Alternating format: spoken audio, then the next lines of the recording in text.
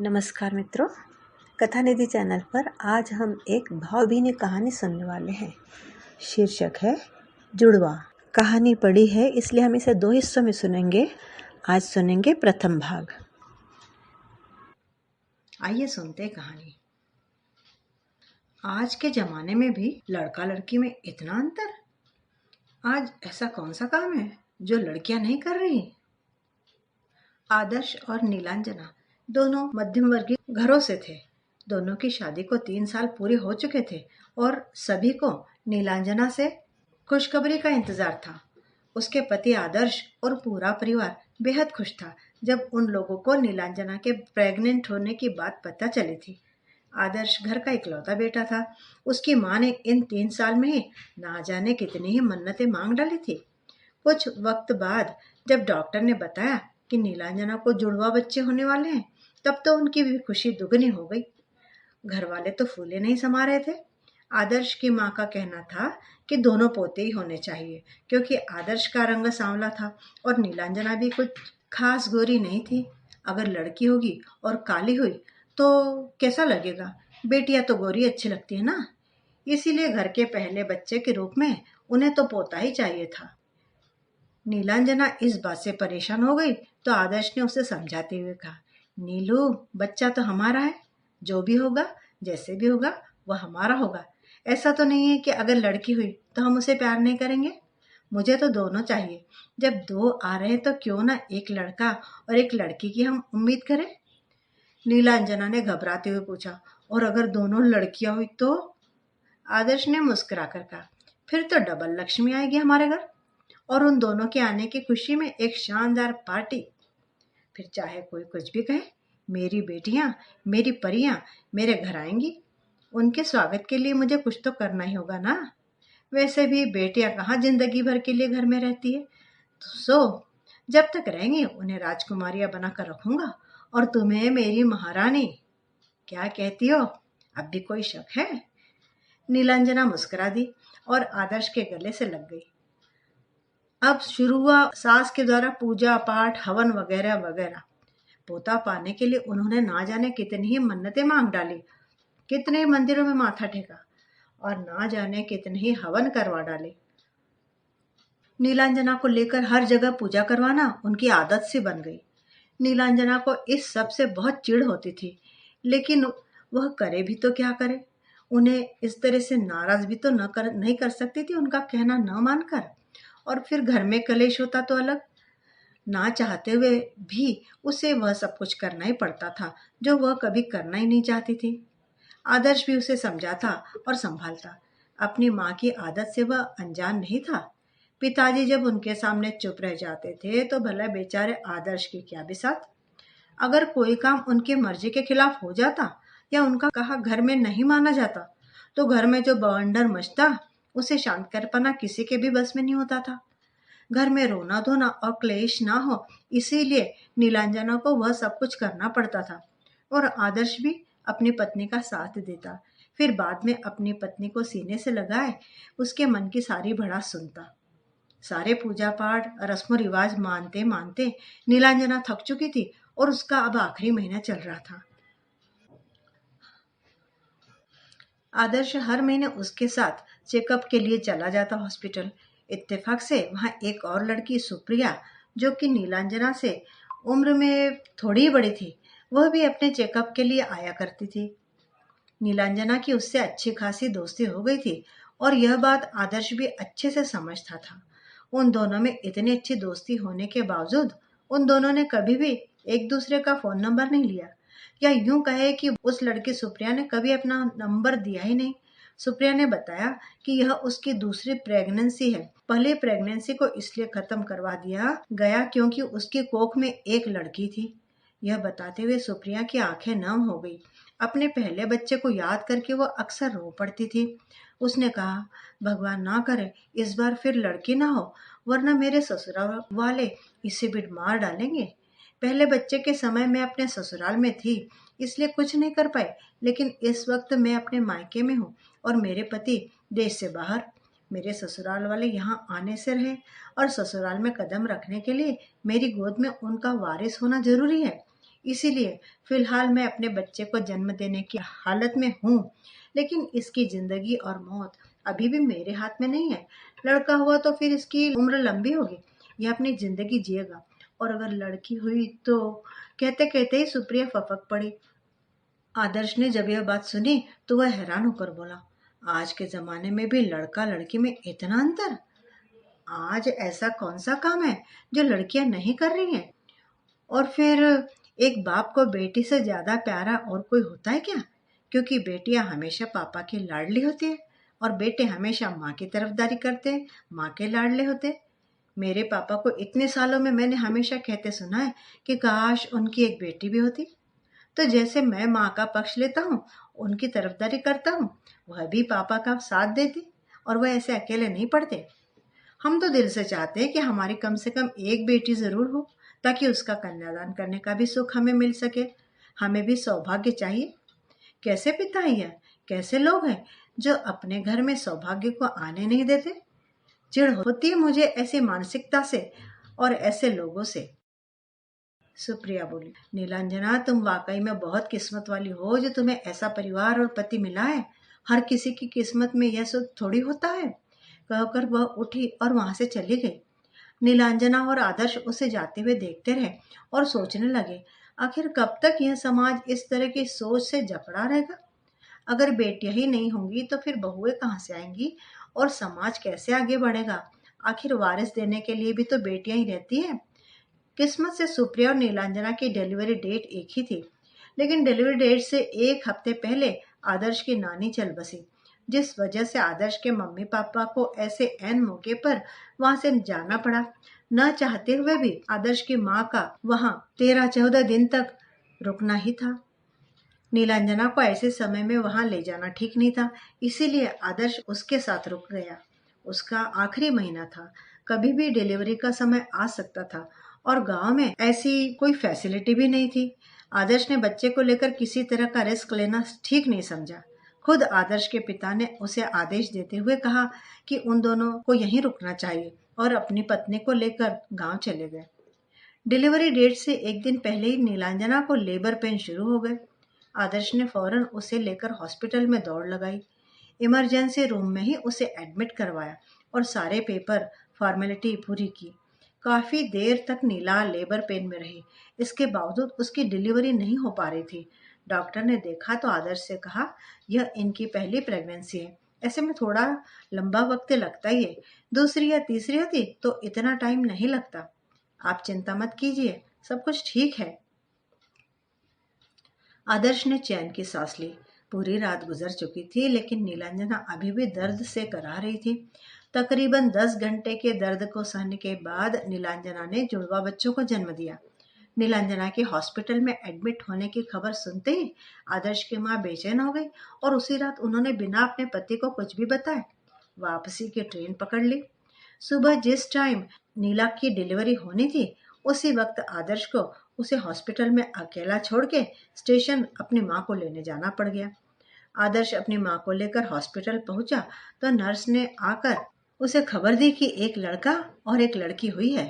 दोनों बच्चे बिल्कुल स्वस्थ हैं, किसी तरह की कोई परेशानी नहीं है, ना माँ को और ना ही बच्चों को। आदर्श और उसकी माँ ने चैन की सांस ली और भगवान को धन्यवाद कहा। नीलांजना अभी थकी हुई और तकरीबन आधी बेहोशी की हालत में ही थी। आदर्श उसके पास गया और प्यार से उसके बाल सहलाने लगा। फिर उसका हाथ पकड़कर बोला, बधाई हो नीलू, हमारी दोनों चाहत पूरी हुई है। भगवान ने हमें एक लड़का भी दिया है और एक लड़की भी दी है। देखो तो दोनों कितने प्यारे हैं। थैंक यू सो मच जो तुमने मुझे इतनी प्यारी बेटी दी है। नीलांजना उस हालत में भी मुस्कुरा उठी। आदर्श की माँ ने दोनों बच्चों की नजर उतारी और पूरे हॉस्पिटल में मिठाइयाँ बंटवाई। आदर्श ने अपने पिता को फोन करके जानकारी दे दी और डॉक्टर से बात करने चला गया। नीलांजना को धीरे धीरे जब अच्छे से होश आया, तब अचानक से उसे याद आया कि आज तो सुप्रिया की भी डिलीवरी होनी थी, लेकिन सुप्रिया के बारे में उसे कोई खबर नहीं मिली। उसका नंबर भी नहीं था जिससे नीलांजना उसे कॉल कर सकती। उसने 2-3 नर्स से भी बात की, लेकिन किसी से कुछ पता नहीं चल सका। तभी एक नर्स दिखाई दी जो अक्सर उन दोनों को एक साथ अटेंड करती थी। नीलांजना ने उस नर्स को बुलाकर पूछा, सिस्टर आपको याद है जो मेरे साथ एक और लेडी थी, सुप्रिया नाम था उसका, सुप्रिया सिंह, उसकी भी तो आज डिलीवरी थी, क्या वह आई है यहाँ? नर्स ने कुछ देर सोचा और फिर कुछ याद करते हुए बोली, हाँ, वह सुप्रिया सिंह जो आपके साथ आती थी, उनको बेटा हुआ है, अभी कुछ देर पहले ही इसी हॉस्पिटल में है वह, लेकिन अभी आप उनसे नहीं मिल सकती है और ना ही वह आपसे मिल सकती है। अभी आप दोनों को ही आराम की ज़रूरत है, इसलिए बेहतर है कि आप आराम कीजिए और ज़्यादा टेंशन मत लीजिए। ऐसी हालत में किसी भी तरह का स्ट्रेस या फिजिकल एक्सरसाइज आपके लिए और बच्चे के लिए नुकसानदायक है। आप आराम कीजिए।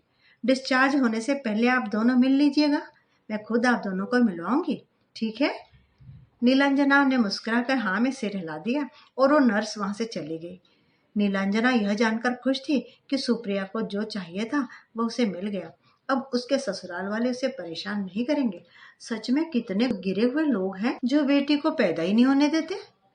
सोचते हुए उसने पालने में रखे बच्चों को देखा और मुस्कुरा दी। अगले दिन ही आदर्श ने नीलांजना और दोनों बच्चों के डिस्चार्ज पेपर तैयार करवा लिए और घर वापस जाने से पहले नीलांजना ने सुप्रिया से मिलने की इच्छा जाहिर की, तो दोनों बच्चों को अपनी माँ के हवाले करके आदर्श नीलांजना को व्हील चेयर पर बैठाकर सुप्रिया के वार्ड की ओर लेकर गया। उस वार्ड में एक पेशेंट और थी जिसकी डिलीवरी अभी हुई नहीं थी, उसको अभी थोड़ा वक्त लगना था। नीलांजना सुप्रिया से मिली। सुप्रिया भी उसे देखकर बहुत खुश थी। उसने अपने बेटे को नीलांजना की गोद में देते हुए कहा, शायद यह तुम्हारे साथ का असर है नीला, जो मेरी जिंदगी में खुशियां लेकर आया है। मैं तुम्हें कभी नहीं भूल पाऊंगी नीलांजना। यहाँ से मैं हमेशा के लिए अब अपने ससुराल जा रही हूँ। अपने ससुराल। मेरे ससुर जी आए हैं मुझे लेने, क्योंकि अब तो मैंने उनको वारिस दे दिया है, तो ऐसे में मेरे ससुराल में मेरा स्वागत होना तो तय है। अगर बेटी होती तो हमेशा के लिए मायके में बोझ बनकर रह जाती मैं। नीलांजना ने बच्चे को गोद में थामा तो बच्चे ने नीलांजना की उंगली पकड़ ली। न जाने क्यों उसका मन ममता से भर उठा। किसी और के बच्चे के लिए इस तरह का लगाव महसूस करना उसे अजीब सा लगा, जैसे वह सुप्रिया का बच्चा नहीं, उसका अपना ही हो। सुप्रिया ने हाथ बढ़ाकर बच्चे को मांगा तो नीलांजना का कलेजा कांप गया। फिर भी मन मारकर उसने बच्चे को सुप्रिया के हवाले कर दिया और वहां से चली गई। फिर भी उसका दिल उस बच्चे की ओर खींचा जा रहा था। हॉस्पिटल छोड़ते वक्त नीला को लग रहा था जैसे उसका कुछ छूट रहा हो।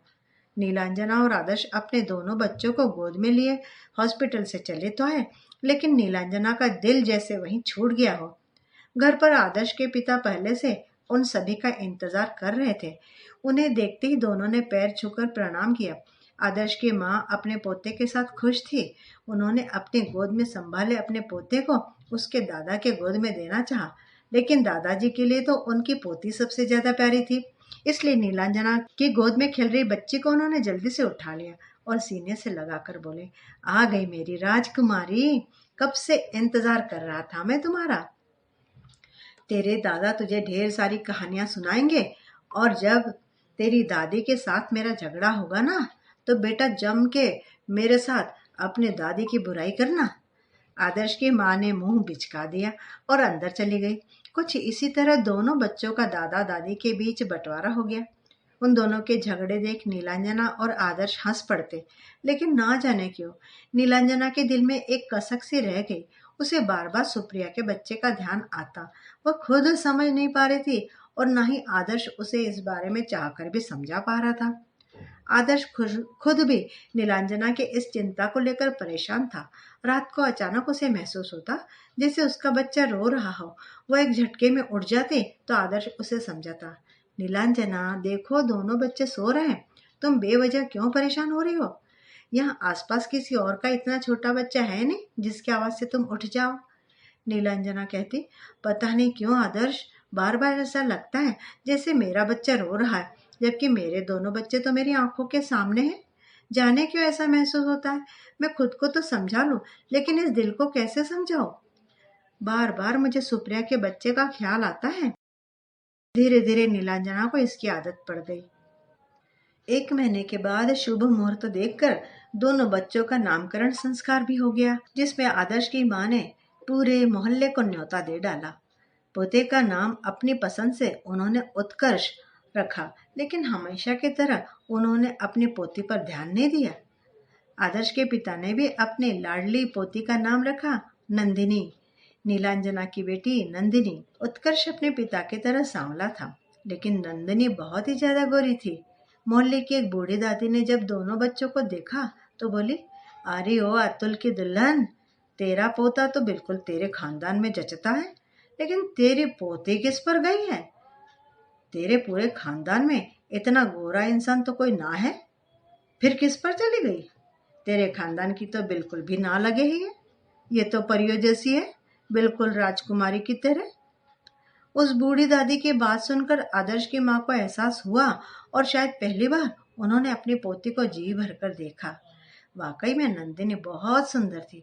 लंबी लंबी पलकें, घुंघराले बाल, गोरा रंग, घनी पलकें और ठुड्डी पर छोटा सा तिल जो अभी ठीक से नजर नहीं आ रहा था। नंदिनी को देखकर आदर्श की माँ जैसे मोहित सी हो गई, लेकिन फिर भी यह सोचकर कि यह तो लड़की है, उन्होंने नजरें फेर ली और अपने पोते से लाड़ जताने लगी। उन्होंने कहा, मेरा पोता कम सुंदर है क्या? बिल्कुल अपने बाप पर गया है, और इसका बाप बिल्कुल अपनी माँ पर गया है। आदर्श के पिता बोले, और मेरी नंदिनी दुनिया की सबसे सुंदर। इसके लिए तो कोई राजकुमारी आएगा।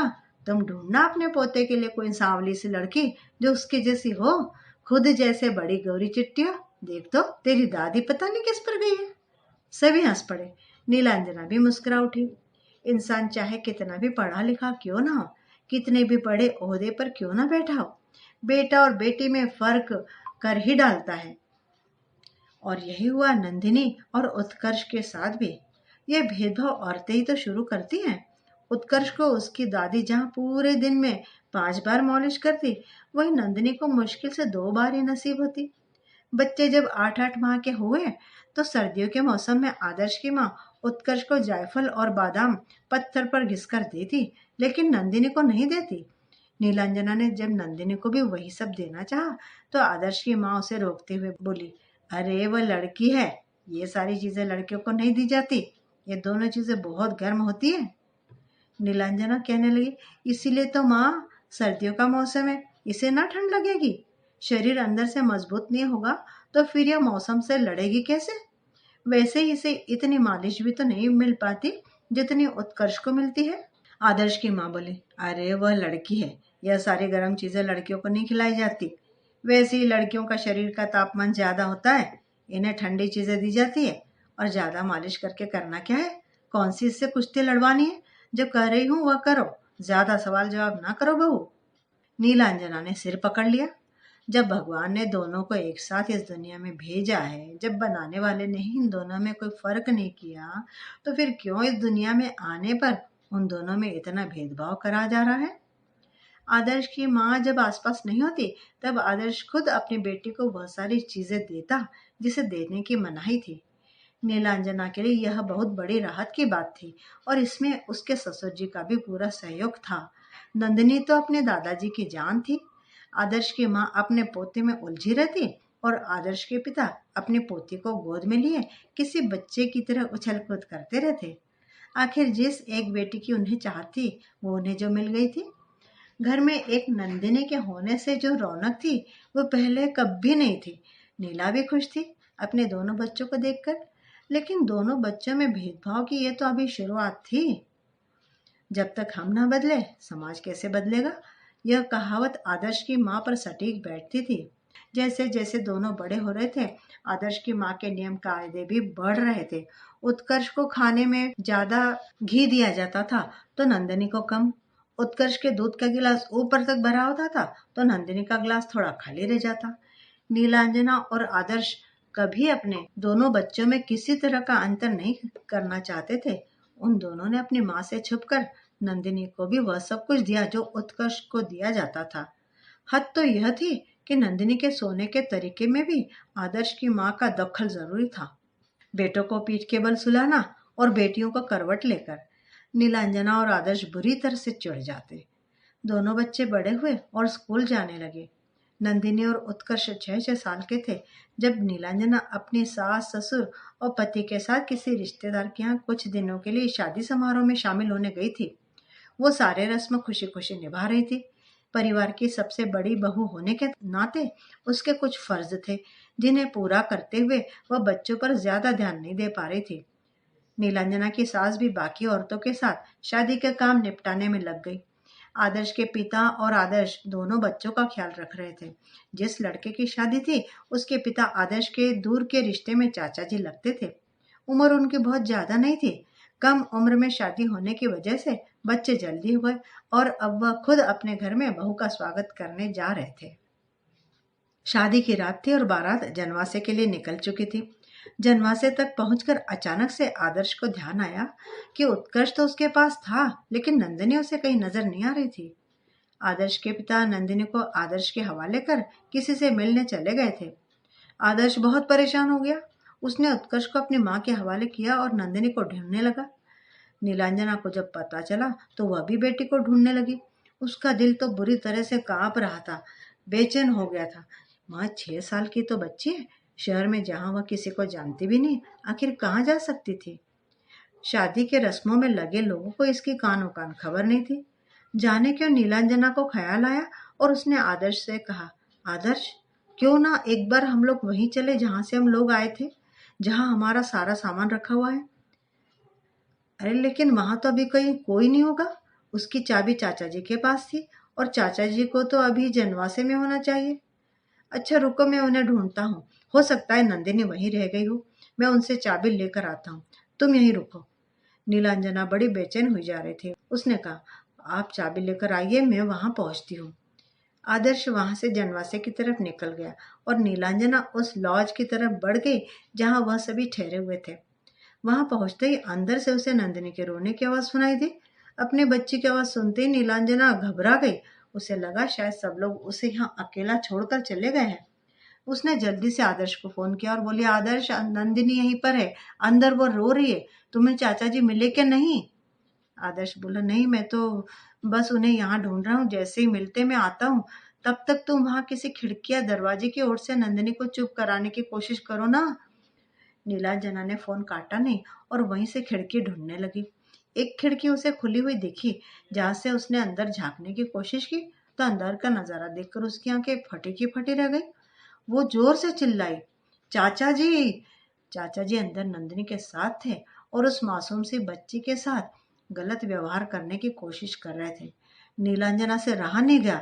उसने बाहर रखी एक मोटी लकड़ी उठाई और दरवाजे पर मारने लगी। नीलांजना का फोन अभी भी चालू था। उसकी चीख आदर्श ने सुनी और कहीं कुछ गलत ना हो गया हो, यह सोचकर आदर्श वहां से भागता भागता जनवासी की तरफ निकला। उसे देखकर कुछ लोगों को शक हुआ। दूल्हे का छोटा भाई भी आदर्श के साथ साथ दौड़ा। कोशिश करते करते नीलांजना ने दरवाजा तोड़ दिया और वह अंदर पहुंची। उसने अपना आपा खो दिया और उसी मोटी लकड़ी से उसने चाचा जी की पिटाई करनी शुरू कर दी। इस वक्त उसके सामने उसके चाचा ससुर नहीं, बल्कि वह इंसान खड़ा था जिसने उसकी बेटी के साथ गलत हरकत करने की कोशिश की थी। वो जगह जनवासे से ज्यादा दूर नहीं थी। आदर्श को वहां पहुंचने में ज्यादा देर भी नहीं लगी। वहां पहुंचकर उसने जो नजारा देखा तो उसे उसके हाथ पैर ठंडे पड़ गए। नंदिनी चादर में लिपटी हुई थी और नीलांजना के सर पर खून सा सवार था। वह बुरी तरह से चाचा जी को मारे जा रही थी और चाचा जी लहूलुहान हुए पड़े थे। आदर्श ने जल्दी से जाकर नीलांजना को रोका तो नीलांजना चीख पड़ी, मैं इस इंसान को जान से मार डालूंगी। हिम्मत कैसे हुई उसकी मेरी बच्ची को छूने की। उसके मन पर जो घाव लगा है उसको कैसे भरेंगे हम। इतनी छोटी सी बच्ची देखकर इस इंसान की नीयत डोल गई। कितना बड़ा हैवान है यह। मुझे नहीं आ रहा ना आदर्श, हम अभी क्या अभी यहाँ से जाएंगे, लेकिन जाने से पहले मुझे इस इंसान को जेल की सलाखों के पीछे डालना ही है। इस हैवान को इसके किए की सजा दिलवा कर रहूंगी। बुलाइए आप पुलिस को। आदर्श को समझ नहीं आया कि वह ऐसी हालत में क्या करे। उसके बच्चे के साथ बुरा करने वाला खुद उसके चाचा था। वह कुछ करता उससे पहले ही आदर्श की चाची जी ने नीलांजना के सामने हाथ जोड़ दिए और कहा, इस बात को यहीं दबा दो बहू। अगर यह बात फैली तो आज जो रिश्ता होने जा रहा है वह टूट जाएगा। समाज में हमारी बहुत बदनामी होगी। सो अलग हम किसी को मुंह दिखाने के लायक नहीं रह जाएंगे। नीलांजना गुस्से से फफकारती हुई बोली, ऐसे इंसान के घर में कोई बेटी सुरक्षित रह भी कैसे सकती है।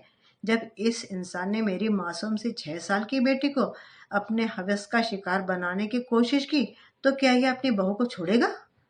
खुद सोचिए आप, क्या कोई माँ बाप आपके घर अपनी बेटी देना चाहेगा जहाँ एक वहशी दरिंदा रहता है? आदर्श की चाची ने नीलांजना को मनाने की हर कोशिश की, लेकिन नीलांजना टस से मस न हुई। उसके सामने उसकी बेटी खड़ी थी, जो अभी भी रोए जा रही थी। उसने ठान लिया था कि वह पुलिस में जाकर ही रहेगी, लेकिन नीलांजना की सास ने मोर्चा संभाला और उसे उसी वक्त आदर्श के साथ घर भेज दिया। अगर कोई और वक्त होता तो आदर्श खुद नीलांजना का साथ देता, लेकिन इस वक्त वो लोग बाराती बनकर किसी और के दरवाजे पर आए थे। किसी और शहर में इस तरह तमाशा करना उसे ठीक नहीं लगा। घर पहुंचकर उसने कंप्लेन करने का सोचा और नीलांजना को लेकर वहां से चला गया। इधर लड़की वालों को भी इस सब की खबर मिल चुकी थी। उन लोगों ने वही किया जैसा नीलांजना ने कहा था। लड़की के पिता ने हाथ जोड़ लिए और बारात वापस भेज दी। लड़की की माँ ने चाची से कहा, ऐसा इंसान जब 6 साल की बच्ची पर बुरी नजर डाल सकता है, तो क्या हमारी बच्ची पर वह बुरी नजर नहीं डालेगा?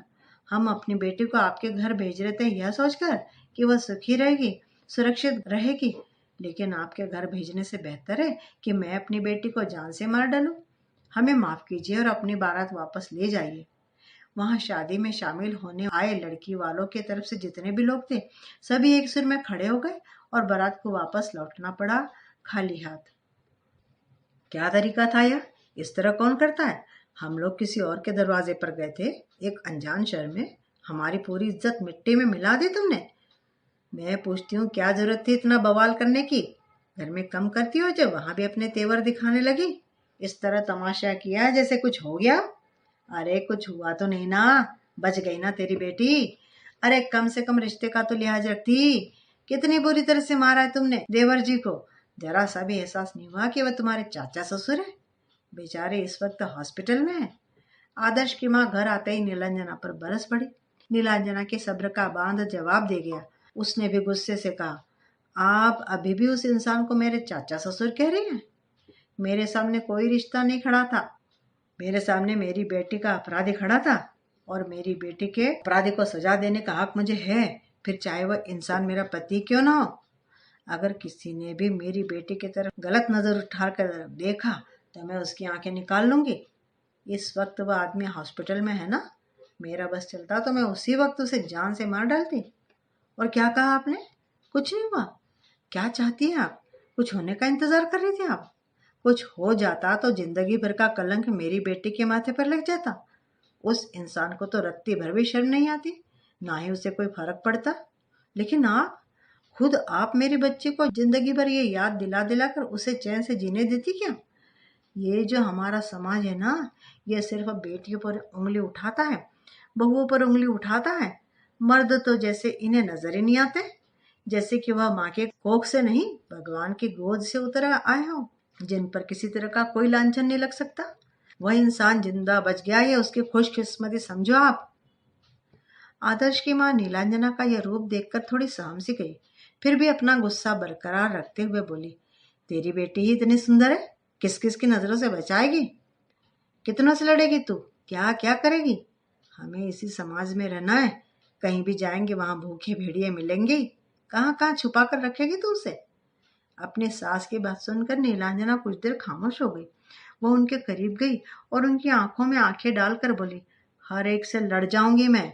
बात मेरी बेटी की है तो किसी को नहीं छोड़ूंगी। एक औरत सिर्फ तभी तक कमजोर है जब तक बात सिर्फ उस पर आए।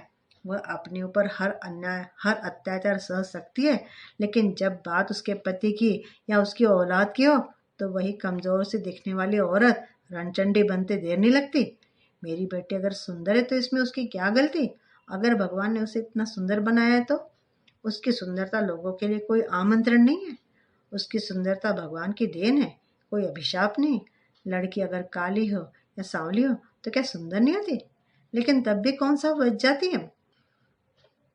अरे लड़की अगर काली भी हो, सांवली भी हो, सुंदर भी ना हो, तब भी कौन सा बच जाती है।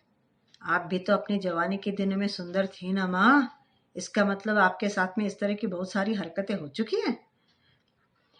आदर्श की माँ चीख पड़ी, बहू तुम अपनी हद मत भूलो। नीलांजना टेढ़ी मुस्कान के साथ बोली, हद तो आप बोल रही है माँ, मैंने तो वही कहा जो आपने कहा। मेरी बेटी कोई खिलौना नहीं है और ना ही मैं उसे बनने दूंगी। वो जिएगी और अपने पूरे आत्मसम्मान के साथ जिएगी। मैं बचाकर रखूंगी सबसे उसे। माना कि यह समाज भेड़ियों से भरा पड़ा है, उन भेड़ियों से अपनी बेटी की रक्षा मैं बिल्कुल वैसे ही करूंगी जैसे मेरी माँ ने मेरी रक्षा की थी, जैसे आपकी माँ ने आपकी रक्षा की थी। लेकिन उस सबसे पहले मुझे अपनी बेटी को आप जैसी छोटी सोच रखने वाली औरत से भी बचाना होगा। लोग सही कहते हैं, औरत ही औरत की सबसे बड़ी दुश्मन होती है। और अगर औरत ठान ले तो किसी में इतनी हिम्मत नहीं कि एक लड़की को दबा कर रख सके। कहते हुए नीलांजना ने नंदिनी को अपनी गोद में उठाया और वहां से उठकर अपने कमरे में चली आई। आदर्श और उसके पिता दोनों सास बहू की लड़ाई देखकर सर पकड़कर बैठ गए। आदर्श की माँ जब नीलांजना से जीत नहीं पाई तो आदर्श के पिता से बोली, देख ले अपनी बहू के तेवर, देखा किस तरह से मुझे सुना कर गई। आखिर मैंने ऐसा क्या कह दिया जो आपकी लाडली बहू मेरा इतना अपमान करके चली गई। आदर्श के पिता को भी गुस्सा आ गया और वो बोले, अभी तक तुम्हें समझ नहीं आया तो इसमें तुम्हारी बुद्धि की गलती। तुम्हारी तो कभी कोई गलती होती नहीं है। इतना कुछ सुनने और बहू को सुनाने के बाद भी तुम कहती हो कि तुमने कहा ही क्या है। एक बात याद रखो, जब तक वो तुम्हारी बहू है वो तुम्हारे आगे अपनी जबान नहीं खोलेगी, लेकिन जो कुछ भी तुमने एक माँ से कहा वो माँ कभी बर्दाश्त नहीं करेगी। कहकर वो भी अपने कमरे में चले गए। वैसे ही नंदिनी के साथ इतना बड़ा हादसा होते होते बचा था। ऊपर से आदर्श की माँ का इस तरह से बर्ताव आदर्श को भी बिल्कुल अच्छा नहीं लग रहा था, ना ही आदर्श के पिता को ही। बेचारा उत्कर्ष तो अभी कुछ समझने की हालत में था नहीं। उस हादसे के बाद से आदर्श की माँ ने नंदिनी की तरफ देखना भी बंद कर दिया। उनके लिए जैसे इस दुनिया में सिर्फ अकेला उनका एक पोता ही था। नंदिनी के बारे में वह किसी भी तरह से कुछ भी कहने या सुनने से बचती थी। नीलांजना ने खुद ही उसकी पूरी जिम्मेदारी अपने ऊपर ले रखी थी। नंदिनी के दादाजी के लिए नंदिनी सब कुछ थी। उसके लिए जो कुछ भी लाना होता उसके दादाजी लेकर आ जाते। बच्चे धीरे धीरे बड़े हो रहे थे और बढ़ती उम्र के साथ आने वाली परेशानियों से भी जूझ रहे थे। दोनों ही बच्चे पढ़ाई में काफी होशियार थे और अपने अपने क्लास में हमेशा अव्वल आते। दोनों के क्लास एक थे लेकिन सेक्शन अलग थे। उत्कर्ष वक्त के साथ समझदार हो रहा था तो नंदिनी और भी ज्यादा खूबसूरत होती जा रही थी। दोनों भाई बहन में प्यार बहुत था और दोनों लड़ते भी उतना ही थे। उत्कर्ष थोड़ा गुस्से वाला था, जिसकी वजह से स्कूल में किसी भी लड़के की हिम्मत नहीं होती थी कि वह नंदिनी से बात भी कर सके, वरना हर लड़के की नजर तो नंदिनी पर ही ठहरी होती थी। लेकिन नंदिनी, वह तो अपनी दुनिया में मस्त रहती थी। पढ़ाई के अलावा उसे किसी और चीज में कोई दिलचस्पी नहीं थी। डांस का शौक ना जाने कहाँ से लग गया उसे। स्कूल के किसी फंक्शन में उसका डांस होना जरूरी रहता था। पूरा ऑडिटोरियम तालियों की गड़गड़ाहट से गूंज उठा करता। नीलांजना ने बिना किसी की परवाह किए नंदिनी का दाखला कथक स्कूल में करवा दिया, जहां उसकी कला को और भी ज्यादा अच्छे से निखारा गया। दोनों भाई बहन अपने अपने क्षेत्र में काफी अच्छे थे। नीलांजना अपने दोनों बच्चों को देखकर ही खूब खुश थी। अपने दोनों बच्चों की तस्वीर को हाथ में लिए नीलांजना एकटक उसे देखे जा रही थी। रात के इस प्रहर सोने का वक्त था, लेकिन नीलांजना को यूं खामोश खड़ा देख आदर्श ने पूछा, नीलू, सब ठीक तो है? तुम इस वक्त जाग क्यों रही हो? याद है ना, कल हमारे बच्चों का जन्मदिन है। हाँ, नीलांजना ने हाँ में सिर हिला दिया। कल हमारे बच्चों का जन्मदिन है। कल का दिन मैं क्या कभी भूल सकती हूँ? फिर उसने नंदिनी की तस्वीर पर हाथ फेरते हुए कहा, जानते हो आदर्श, नंदिनी इतनी खूबसूरत है जितनी हमारे खानदान में कोई लड़की नहीं है। उसकी आंखें, उसकी नाक, उसके होठ, उसके ठुड्डी पर यह छोटा सा तिल, जानते हैं यह सब किसके जैसे है? आदर्श नीलांजना की तरफ देखते हुए बोला, सुप्रिया के जैसे। सुप्रिया का नाम सुनकर नीलांजना ने आदर्श की आंखों में देखा और फफक कर रो पड़ी। उसने कहा, हमारे साथ धोखा हुआ आदर्श, उसने हमारे साथ धोखा किया है। हमारे बच्चे को ले गई वो औरत। क्या हम कभी अपने बच्चे को देख पाएंगे? ना जाने मेरा बच्चा कहाँ होगा, किस हाल में होगा, कैसी परवरिश मिल रही होगी उसे। आदर्श नीलांजना को अपने सीने से लगाकर बोला, तुम उसकी चिंता मत करो, हमारा बच्चा जहाँ भी है सुरक्षित है। लेकिन उसे परवरिश कैसी मिल रही होगी यह हम अच्छे से समझ सकते हैं। सुप्रिया की बातों से मैं इतना तो समझ गया था कि वह परिवार कैसा है। नीलांजना सिसकते हुए बोली, मुझे मेरा बच्चा वापस चाहिए आदर्श, मुझे मेरा बच्चा वापस चाहिए। जब मैंने उसे अपनी गोद में लिया था उसी वक्त मुझे लग रहा था जैसे वह मेरा ही बच्चा हो। मैंने उसी वक्त इस बात पर ध्यान क्यों नहीं दिया? जब उसने मुझसे अपना बच्चा मांगा था उस वक्त लगा जैसे वह मुझसे मेरी जिंदगी मांग रही हो। मुझे उसी वक्त क्यों नहीं समझ में आया? हम उसे ढूंढेंगे, उससे अपना बच्चा वापस लेंगे। आदर्श, हम ऐसे नहीं छोड़ सकते उसे। धोखा किया है उसने हमारे साथ। आदर्श उसे समझाते हुए बोला, हाँ उसने धोखा किया है, लेकिन यह भी तो सोचा कि उसने धोखा क्यों किया। अगर उसने ऐसा नहीं किया होता तो हमारी नंदिनी क्या हमारे पास होती? इनफैक्ट वह तो इस दुनिया में ही नहीं होती, मार दी जाती वो।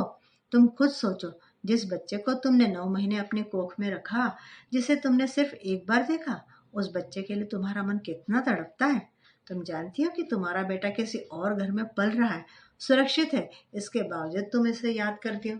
हम इतने स्वार्थी नहीं हो सकते नीलांजना। सुप्रिया के सामने उसकी बेटी को मार जाता, कैसे रहती हो? हम इतने स्वार्थी नहीं हो सकते। भगवान ने हमें एक बेटा दिया है और एक बेटी की कमी सुप्रिया ने पूरी कर दी। किस्मत में अगर होगा तो हमें हमारा बच्चा जरूर मिलेगा, लेकिन उसके बदले क्या तुम नंदिनी को उन्हें सौंप सकती हो? कह सकोगे उससे कि तुम उसकी माँ नहीं, यह उसका घर नहीं और वह यहाँ से चली जाए? नीलांजना बेचैन हो गई और बोली, नहीं, नंदिनी मेरी बेटी है, मेरी बेटी है वो। ये उसका घर है, मैं उसकी माँ हूँ, वह कहीं नहीं जाएगी यहाँ से। आदर्श उसके चेहरे को थाम कर बोला, यही तो मैं समझाने की कोशिश कर रहा हूँ। नंदिनी हमारी बेटी है, हमारे 2 बच्चे हैं, एक उत्कर्ष और दूसरी नंदिनी। इसके अलावा हम किसी तीसरे को नहीं जानते। अगर हमारे त्याग से किसी का घर बसा है तो इससे बड़ी बात और क्या हो सकती है? आसान नहीं होता एक माँ के लिए अपने बच्चे को खुद से अलग करना। खुद सोचो सुप्रिया को कितनी बड़ी मजबूरी रही होगी जो उसने अपनी बच्ची को हमें दे दिया। और ये बताओ कि अगर वह तुमसे तुम्हारा बेटा मांगती तो क्या तुम कभी उसे देती? कभी नहीं। धोखे से ही सही, लेकिन अपनी बच्ची को बचाने के लिए उसने अपनी बेटी तुम्हें सौंप दी। बिल्कुल इसी तरह जैसे वासुदेव जी ने अपने कान्हा को बचाने के लिए यशोदामा की बच्ची से बदल दिया था। नीलांजना का मन पहले से थोड़ा शांत हुआ। फिर भी उसने कहा, आदर्श, क्या हम एक बार सुप्रिया का पता नहीं लगा सकते? वह कहाँ रहती है, क्या करती है? मैंने बहुत पहले ही हॉस्पिटल में इस बारे में बात करनी चाहिए, लेकिन उसका कहीं कोई रिकॉर्ड नहीं मिला। अब सब भगवान के हाथ में है। रात बहुत हो गई है, सो जाओ। नीलांजना ने अपने आंसू पोंछे और कहा, 12 बज गए हैं, जाकर अपने दोनों बच्चों को जन्मदिन की बधाई तो दे दूं।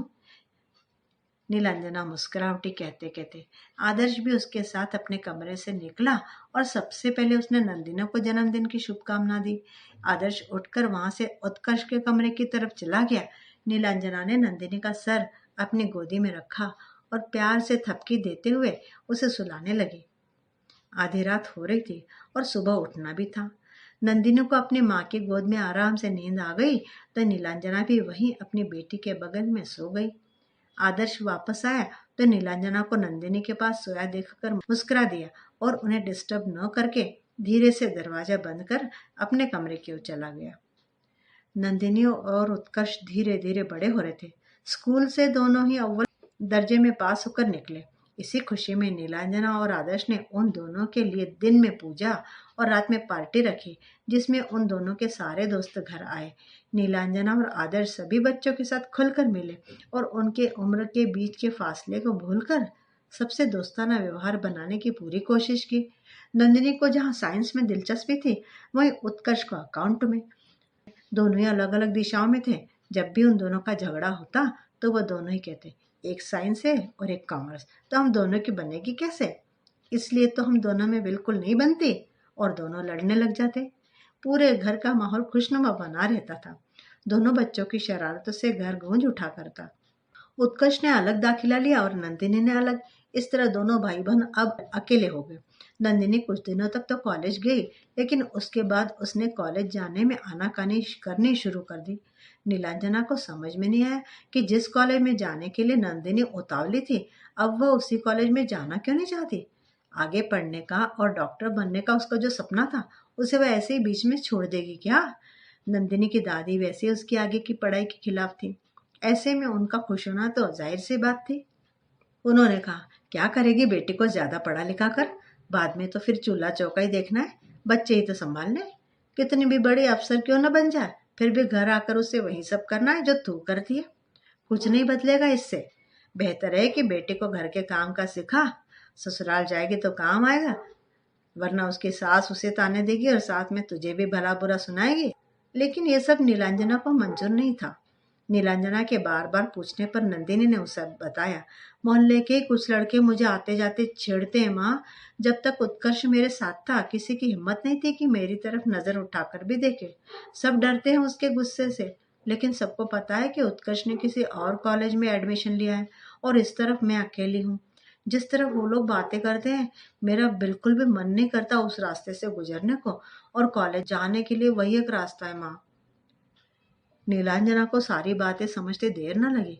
वह अपनी बेटी को इस तरह परेशान होते हुए नहीं देख सकती थी और ना ही उन लड़कों को छोड़ सकती थी। उन लड़कों को सबक सिखाना जरूरी था। नीलांजना उन सभी लड़कों को जानती थी। नंदिनी के घर से निकलने से कुछ देर पहले ही नीलांजना घर से निकल पड़ी और अपने साथ कुछ औरतों को बहाने से इकट्ठा कर लिया। नंदिनी तैयार होकर कॉलेज के लिए निकली तो मोहल्ले के बाहर वही लड़के जो हमेशा नंदिनी को छेड़ा करते थे फिर से नंदिनी को परेशान करने लगे। नंदिनी से जब बर्दाश्त नहीं हुआ तो वह मुड़ी और वापस आकर एक लड़के के गाल पर खींचकर तमाचा मारा। वह लड़का गुस्से में नंदिनी पर हाथ उठाने के लिए खड़ा हुआ तो उसके दोस्तों ने उसे रोक लिया। नंदिनी ने उस लड़के को घूर कर देखा और वहां से निकल गई। लेकिन उसी वक्त नीलांजना ने उनमें से एक लड़के का कॉलर पकड़ा और अपनी तरफ खींचा। नीलांजना उस वक्त अकेली नहीं थी, उसकी पूरी पलटन वहां थी, जिन्होंने नंदिनी और उन लड़कों के बीच हुई सारी बातें सुनी भी और सारा तमाशा देखा भी।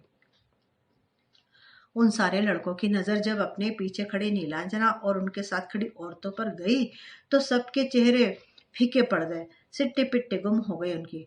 वहां खड़ी सारी औरतों में उन सभी लड़कों की मम्मियां भी थी। अपनी अपनी माँ को वहां देखकर उन सब ने नजरें झुका ली। उनमें से एक माँ ने कहा, यहाँ खड़े होकर तुम लोग ये सब करते हो?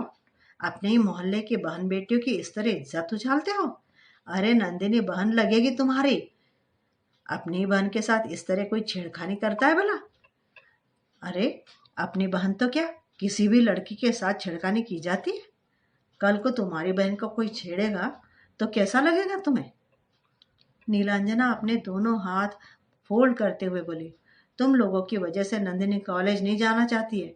तुम्हें एहसास भी है कि तुम लोगों की वजह से किसी पर क्या गुजरती होगी। यहाँ बात सिर्फ नंदिनी की नहीं है, यह बात यहाँ हर लड़की के सम्मान की है। क्या तुम कभी अपनी बहन को पलट कर देखते हो? नहीं ना? तो फिर दूसरों की बहन को, दूसरों की बेटियों को इस तरह परेशान करना, भद्दी भद्दी बातें करना, क्या तुम्हें अच्छा लगता है? यही आदत रही तो किसी दिन अपनी बहन और दूसरों की बहन में फर्क भूल जाओगे। जैसे तुम्हारी बहन वैसे ही दूसरों की भी बहन। औरतों का सम्मान करना सीखो, क्योंकि ये औरतें ही हैं जो तुम्हारी जिंदगी को नया आयाम देती है। तुम सब भी किसी औरत की कोख से ही जन्म लेकर आए हो, और किसी की नहीं तो कम से कम अपनी माँ की इज्जत की खातिर ही सही ऐसी हरकतें करना बंद कर दो जिसकी वजह से तुम्हारी माँ का सर शर्म से झुक जाए। उन लड़कों ने कान पकड़ लिए और कहा, सॉरी आंटी, हमें माफ कर दीजिए, आइंदा हम ऐसा कभी कुछ नहीं करेंगे। हम जानते हैं हमने जो किया वो बहुत गलत था और हम खुद नंदिनी से माफी मांगेंगे। एक लड़के की माँ बोली, वह सब बाद में, पहले घर जाओ तुम सब लोग, हमारी नाक कटाकर रख दी तुम लोगों ने। सारे लड़के वहां से अपने अपने घर को चले गए। एक औरत ने हाथ जोड़कर नीलांजना से कहा, नीलांजना बहन, हमारे बच्चों की तरफ से हम तुमसे माफी मांगते हैं। नंदिनी के साथ जो कुछ भी हुआ और जो कुछ भी उसने सहा, उस सब के लिए हम पूरे दिल से शर्मिंदा है। हम पूरी कोशिश करेंगे आगे से उसके साथ ऐसा कुछ ना हो। नीलांजना ने उनके हाथ पकड़ लिए और सबको घर जाने के लिए कह दिया। नंदिनी की ये वाली परेशानी तो दूर हो गई, लेकिन आने वाली मुसीबत को नंदिनी का पता मिल चुका था। अब कौन सी मुसीबत आने वाली है नंदिनी की जिंदगी में? क्या नीलांजना कभी अपने बेटे से मिल पाएगी? देखिए इस कहानी के अगले भाग में। और हाँ, कमेंट करके यह भी बताइए कि नीलांजना का बेटा सुप्रिया ने अपने पास रख लिया और अपनी बेटी नीलांजना को दे दी, यह सही है या गलत? सोचकर जरूर बताइएगा। मिलती हूँ दोबारा इस कहानी के दूसरे पार्ट के साथ में। तब तक विदा। आपका दिन शुभ हो।